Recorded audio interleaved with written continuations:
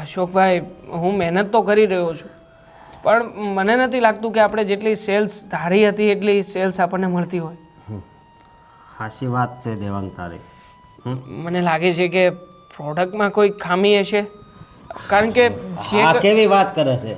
પ્રોડક્ટમાં કઈ ખામી નથી. જો કહેવાની વાત એવી નથી, પણ હું તને એ કહેવા માગું છું કે જેટલા કસ્ટમર છે ને એ કસ્ટમર જો રિપીટ ઓર્ડર આપે ને તો આપણી સેલ્સ વધશે. કારણ કે એકવાર વ્યક્તિએ વસ્તુ ખરીદ્યા પછી જો એ ઓર્ડર જ નહીં આપે તો આપણે શું કરીશું? તું જ કે ને. એ વાત પણ તારી વિચારવા જેવી છે, પણ મને એક બીજો વિચાર આવે છે. બીજો વિચાર? મને તો કોઈ વિચાર નથી આવતો. મને તો એટલું જ સમજાય છે કે આ જે પ્રમાણે આપણી ગાડી ચાલે છે ને એ પ્રમાણે ચાલવી ના જોઈએ. આ ધાર્યું તું એટલું ના આવે તો કાંઈ નહીં, 20% 25% પાછળ રહીએ તો ચાલે, પણ 50 થી 60% પાછળ છીએ યાર. 100% આગળ નીકળીશું. મારી વાત સાંભળ. આ આપણે અત્યારે ઓનલાઈન કરીએ છીએ અને માર્કેટિંગ પણ સારું જ થાય છે, પણ હું એમ વિચારું છું કે જો આ ઓફલાઈન પણ ચાલુ કરી દઈએ ને તો કામ થઈ જાય. ઓફલાઈન તો કેવી રીતે ચાલવાનું છે? માર્કેટમાં કોમ્પિટિશન બહુ ટફ છે, અને તું વિચાર કર કે આપણી સામે જે પ્રોડક્ટ મળે છે એટલો તો આપણો કોસ્ટ પણ નથી. મતલબ કે આપણે એનાથી વધારે ઊંચા ભાવે વેચીશું તો આપણી તો માર્કેટમાં કંઈ વેલ્યુ જ નહીં થાય ને. હા, એ વાત તારી વિચારવા જેવી, પણ હજી મારી વાત હતી ને ઓફલાઈન વાળી એ હજી અધૂરી છે. થોડી મતલબ બોલો ને, પૂરી કરો.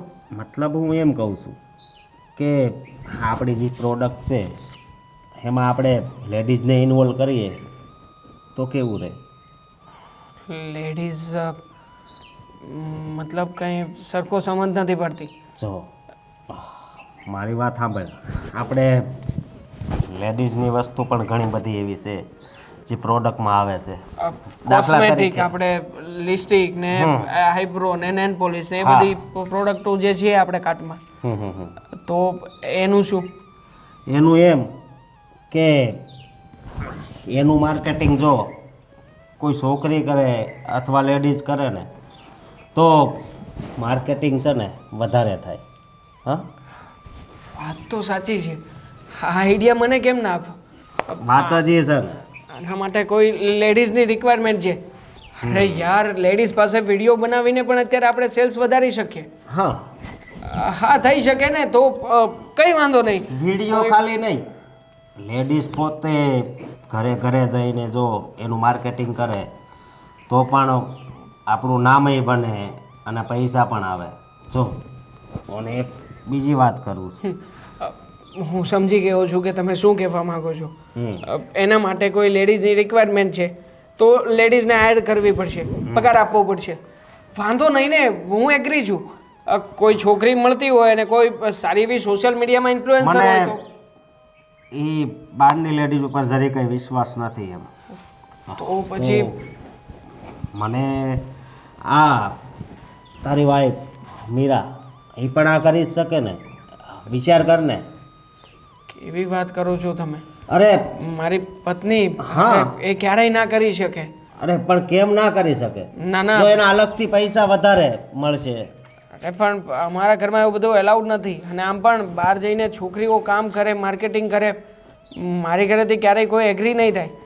કુટુંબ, કબીલા અને પરિવારના લોકો પણ હોય ને ઘરમાં. જો આપણે છે ને આવું વિચારીને જ આગળ નથી આવતા. તું વિચાર તો કર કે અત્યારની લેડીઝ આપણી કરતાં પણ આગળ છે. હા, જરીક વિચાર કર. ક્યાં ધંધામાં લેડીઝ નથી કે? હા, તો આપણે આ જો એના થકી કરીએ ને તો સારું પડે. અને બીજી વાત એ કે એને તમતારે આપણે પૈસા જ આપવાના છો. હા, તું એમ સમજતો હોય ભાઈ કે એનું કાંઈ નહીં મળે તો એ વાત અલગ, એને અલગથી પગાર આપણે આપશું. તારી વાત તો મને સમજાઈ રહી છે. આમ પણ આપણે જેમની પાસેથી કાચો માલ લાવીએ છીએ, જે કંઈ પણ રો મટીરિયલ્સ લઈએ છીએ, એ બધું આપણને સમજાવે છે કોણ? લેડીઝ જ ને. એમના થ્રુ તો આપણે બિઝનેસને આગળ વધારી શક્યા છીએ. ઠીક છે, હું છે ને મારા વાઈફને મનાવવાની કોશિશ કરું છું, એને સમજાવું છું કે આ બિઝનેસમાં તું પણ થોડીક આગળ આવ, આ લોકોના ઘર ઘર સુધી આ બિઝનેસને પહોંચાડ, જેનાથી આપણોય ફાયદો થશે અને એનોય ફાયદો થશે. હા બરોબર.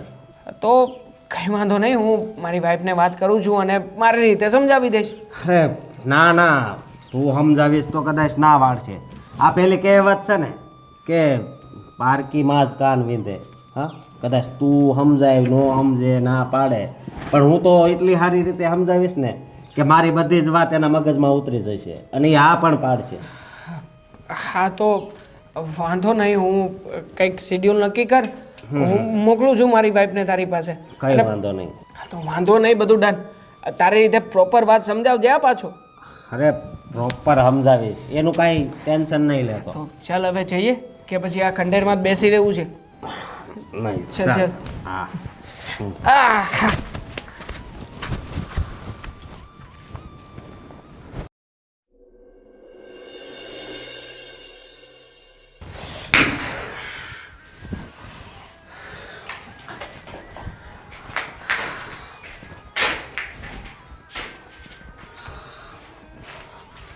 આટલી બધી વાર લગાડી.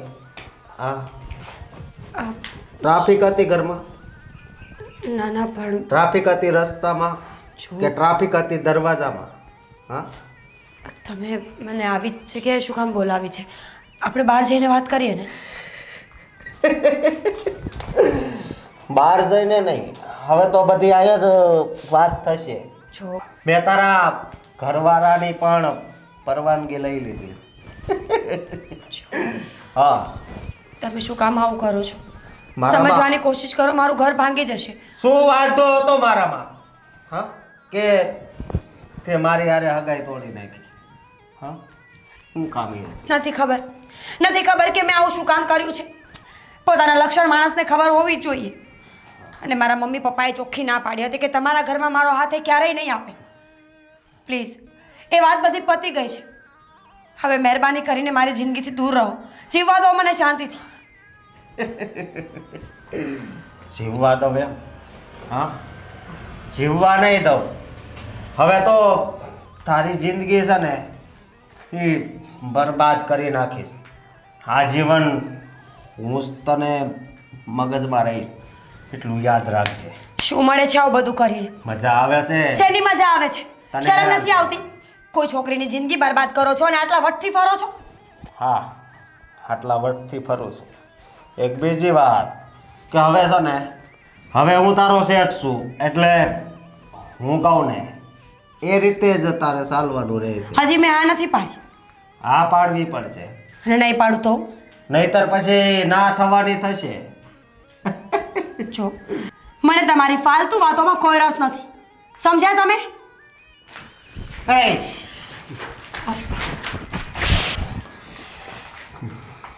મને થપ્પાડ મારી. શું કરીશ?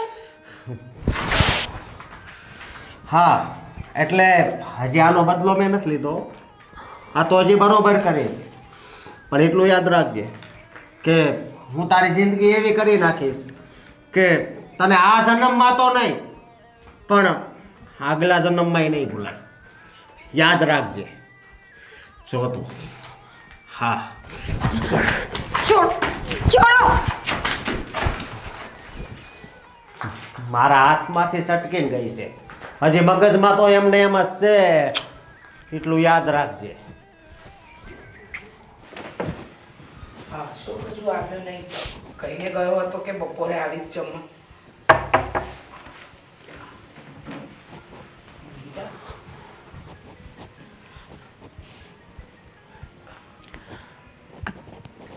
જય શ્રી કૃષ્ણ. જય શ્રી કૃષ્ણ. તમે અહીંયા અચાનક? અજીબ લાગ્યું ને કે આટલા વર્ષો પછી કોઈ વ્યક્તિને જોઈ જેનું ક્યારે વિચાર્યું પણ ના હોય. હા, અને તમારા તો લગ્ન થઈ ગયા છે ને? હા, લગ્ન થઈ ગયા છે મારા. પણ તમારા પરિવારની આવીને આવી મહેરબાની રહેશે ને તો તૂટી પણ જશે. પરિવારની? હું કંઈ સમજી ને. રીચાબેન, તમારો ભાઈ છે ને, એણે હજુ પણ મારો પીછો નથી છોડ્યો. તમને ખબર છે અત્યારે મારું ઘર તોડાવવા પર આવ્યો છે એ છોકરો. તમે એને કાંઈ સમજાવતા નથી. મીરા, મેં એને આગળ ઘણો સમજાવ્યો. એને મેં કહ્યું કે મીરા તારા નસીબમાં નથી કે તને ન મળી, તો પછી શું કામ તું એની પાછળ પડ્યો છે?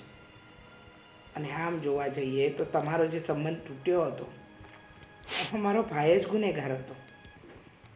મારા મામા મામીને ત્યાં જે તારું અપમાન કર્યું અને પછી તું જે બે શબ્દ બોલી અને એ વાતને લઈને સગાઈ તૂટી. વાત માનવામાં આવે છે. હું આજે એને સમજાવીશ કે એવું કંઈ ન કરે, જેથી કરીને તારું એટલે કે તમારો ઘર સંસાર ન તૂટે. અત્યારે જબરજસ્તી કરી છે મારા પર. ન ખબર હોય તો કહી દઉં કે એમની પાસેથી છૂટીને સીધી અહીંયા આવી છું. રીચાબેન, બે હાથ જોડું છું. તમને પણ ખબર છે કે આ સંબંધ શું કામ તૂટ્યો હતો, કોનો વાંક હતો. તમારો ભાઈ મારી જિંદગીને બરબાદ કરવા ઈચ્છતો હતો અને અત્યારે પણ એ જ કરે છે. મારા લગ્ન થઈ ગયા છે, હું બીજા કોઈની અમાનત છું, છતાં પણ મારી પાછળ પડ્યો છે. પણ તમે શું કામ ડરો છો? હા, કે મારા ભાઈથી ડરવું પડે? કારણ કે મેં એ લોકોને કહ્યું નથી.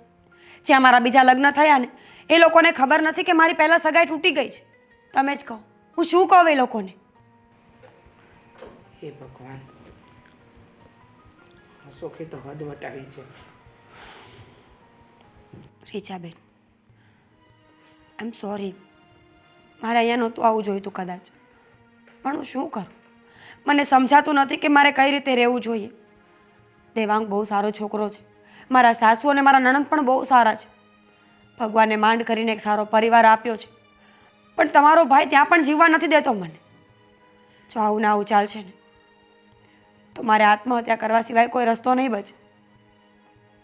ના ના, એવું કંઈ કરવાની જરૂર નથી. હું અશોકને સમજાવીશ, એને કહીશ કે તમારી સાથે આવું કંઈ ન કરે. હા, થેન્ક યુ. જય શ્રી કૃષ્ણ.